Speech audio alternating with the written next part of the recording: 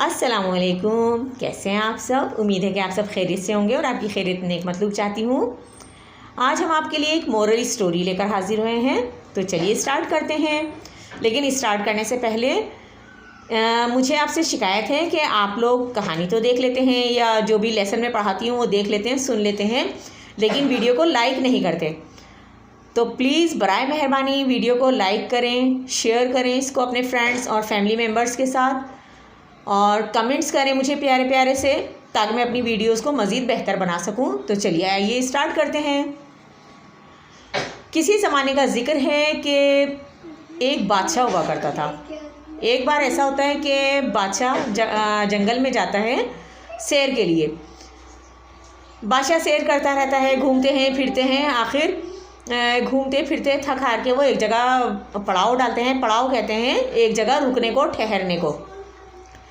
अब जब बादशाह सलामत और उनके सिपाही और जो उनके रुफ़्क़ा वज़ीर होते हैं वो सब एक जगह ठहरते हैं, सब आराम करते हैं थोड़ी सी देर, फिर बादशाह सलामत हुक्म देते हैं कि खाना लगाया जाए। अब जब वो खाना लगाते हैं तो बादशाह सलामत देखते हैं कि एक बंदर काफ़ी देर से एक पत्थर पे बिल्कुल अलग थलग, तमाम जानवरों से अलग बिल्कुल बैठा हुआ है। अब बादशाह को बहुत हैरत होती है कि भाई जंगल में तमाम जानवर तो इधर से उधर मतलब जैसे उछलते कूदते फिर रहे हैं, और ये बंदर बिल्कुल खामोशी से, उसमें आम बंदरों वाली कोई बात नहीं होती, बिल्कुल खामोशी से एक पत्थर पर बैठा हुआ होता है। तो जब खाना लगता है तो बादशाह सलामत कहते हैं कि इस तरह करें, अपने सिपाहियों को कहते हैं कि कुछ फल फ्रूट जो है इस बंदर को भी पेश कर दें। अब जब सिपाही जो होते हैं वो बंदरों को, जैसे कि उन्होंने और जानवरों को दिए हुए होते हैं थोड़े से फ्रूट खाना वगैरह, तो वो उसको भी देते हैं बंदर को। तो बंदर जल्दी से जाता है और एक पत्थर लेकर आता है और एक कलम से उस पर लिखता है कि मतलब से, बल्कि सॉरी, बादशाह से उससे सिपाही से कहता है कि मुझे कागज़ कलम ला कर दें। अब ज़ाहिर है वहाँ पर कलम तो होता है लेकिन कागज़ नहीं होता, तो बादशाह के सिपाही जो होते हैं उसको एक पत्थर उठा कर दे देते हैं। अब वो बंदर जो होता है उस पर पत्थर पर लिखता है कि जिस तरह बादशाह सलामत के लिए खाना लगाया गया है, इसी तरह अगर मुझे भी खाना खिलाया जाएगा तो मैं खाऊंगा, वरना नहीं। अब भाई बादशाह सलामत जो होते हैं वो पैगाम पढ़कर बड़ा हंसते हैं, कहते हैं वाह भाई ये तो बड़ा पढ़ा लिखा बंदर है। खैर बादशाह को ज़रा उस बंदर में दिलचस्पी महसूस होती है और बादशाह सलामत क्या करते हैं, अपने सिपाहियों को हुक्म देते हैं कि उसके लिए भी हमारी तरह ही खाना चुना जाए, दस्तरखान लगाया जाए। अब भाई बंदर के लिए बाकायदा दस्तरखान लगता है, उस पर फल फ्रूट और अनौ इक़साम के खाने रखे जाते हैं, तरह तरह के फ्रूट्स खाने ये सब चुन दिए जाते हैं दस्तरखान पर। बंदर जो होता है वो सैर होकर और बहुत तमीज़ से खाता है। उसके बाद जब सब चीज़ें हटा ली जाती हैं तो बादशाह बहुत हैरान होता है। अब बादशाह कहता है कि मतलब इसे अपने सिपाहियों से कि काफ़ी देर हो गई ये बंदर बैठा हुआ है, और इससे बोलें कि मतलब इसे थोड़ा सा कुछ आराम कर ले। और बादशाह सलामत जो है वो कहते हैं कि भाई ये जंगल हमें बहुत पसंद आया है और यहाँ बड़ा पुरफिज़ा मकाम है ये, तो इस तरह करते हैं हम रात यहीं पर बसर करेंगे। तो सिपाही जो होते हैं भाई वो बादशाह सलामत के लिए खेमे वगैरह लगा देते हैं, वज़ीरों के लिए भी खेमे लग जाते हैं, और सब आराम करने की गर्ज से अपने खेमों की तरफ बढ़ने लगते हैं। अब जब खेमों की जानिब बढ़ने लगते हैं तो अचानक बादशाह को ख्याल आता है कि मतलब से हम जब से यहाँ आए हैं इस बंदर को इस पर पत्थर पर ही बैठे हुए देखा है, और ना ये दूसरे जानवरों के साथ घुल रहा है, मिल रहा है, और ना ही उनके साथ उछल कूद कर रहा है। तो बादशाह सलामत कहते हैं कि बंदर से कि मतलब भाई क्या तुम हमारे साथ चलोगे। अब सिपाही जो होते हैं वो जब बादशाह का पैगाम ये लेकर जाते हैं तो बंदर जो होता है वो कहता है कि अगर मतलब इसे भाई मैं आराम जब करूँगा जब बादशाह सलामत की तरह मेरे लिए भी खेमा लगाया जाएगा। बादशाह सलामत कहते हैं ठीक है भाई, इसके लिए भी खेमा लगा दिया जाए। बादशाह सलामत और उनके मसाहिबों के खेमे से थोड़ा सा दूर जो है उस बंदर का भी खेमा लगा दिया जाता है।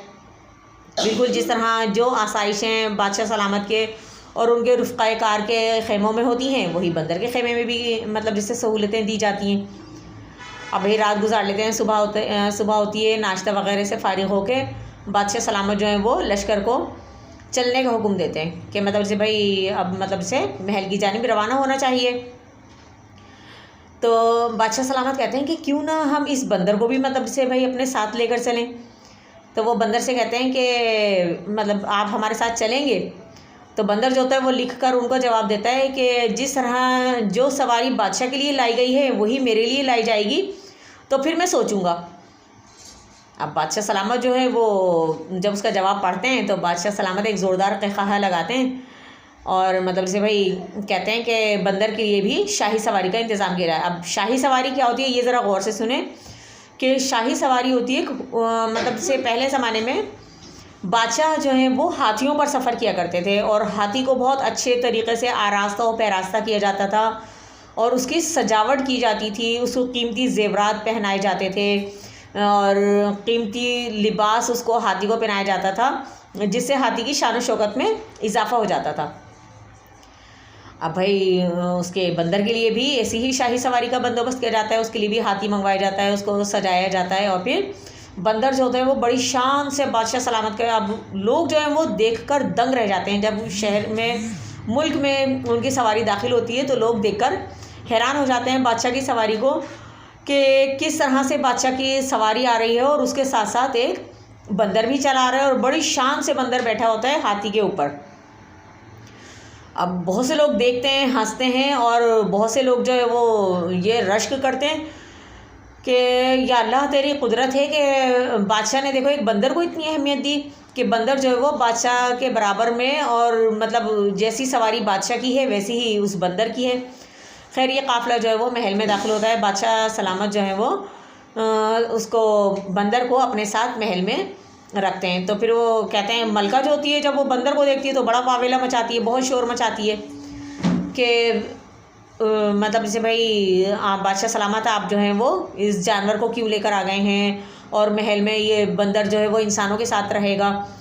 अब बादशाह सलामत कहते हैं भाई क्या तुम हमारे साथ रहोगे? तो वो फ़ौरन जल्दी से ना दौड़कर वो लेकर आता है पत्थर, उस पर लिखता है कि बादशाह सलामत जैसा महल आपके लिए है ऐसा महल अगर मेरे लिए भी बनवाया जाएगा तो मैं रहूँगा।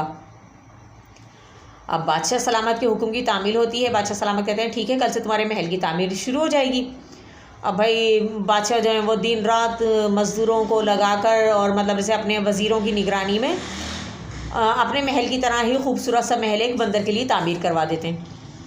अब जब बंदर के लिए महल तामीर हो जाता है तो बंदर जो होता है वो उस महल में शिफ्ट हो जाता है। अब देखिए कल इस कहानी का दूसरा हिस्सा पेश किया जाएगा, फिर देखते हैं कि नेक्स्ट हिस्से में क्या होता है। तब तक के लिए अल्लाह हाफिज़।